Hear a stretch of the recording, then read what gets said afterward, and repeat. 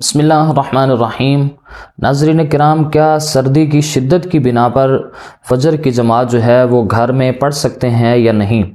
ناظرین کرام، یہ بات ذہن میں رکھیں کہ اس کا دار و مدار وہ سردی کی شدت پر منحصر ہوگا۔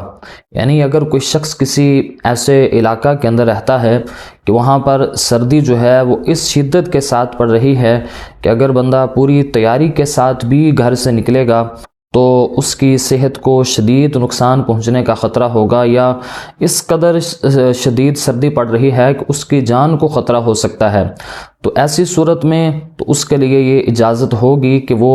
فجر کی نماز جو ہے وہ گھر میں ادا کر لے۔ لیکن یہ بات ذہن میں رکھیں کہ اگر کوئی شخص ملک پاکستان کی اگر بات کرے کہ پاکستان کے بالخصوص جو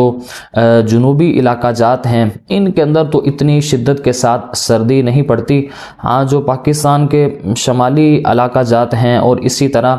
اگر جو باہر کے کچھ ممالک ہیں ان کے اندر اس قدر شدت کے ساتھ سردی اگر پڑتی ہے کہ بندہ پوری تیاری سے نکلے تو اس کی جان کا نقصان ہو یا اس کی صحت کا وہ نقصان ہوتا ہو، ایسی صورت میں فقہا یہ فرماتے ہیں کہ وہ گھر میں نماز جو ہے وہ ادا کر سکتا ہے۔ دوسری بات یہ بھی ہے کہ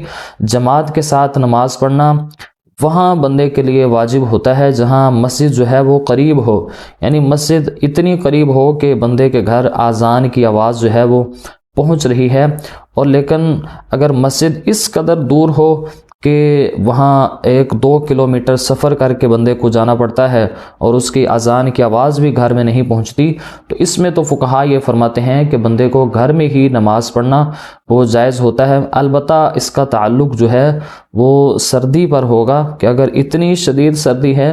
تو پھر وہ گھر میں فجر کی نماز ادا کر سکتے ہیں، لیکن اگر شدت کے ساتھ نہ ہو تو پھر گھر میں ان کے لیے ادا کرنا یہ جائز نہیں ہوگا۔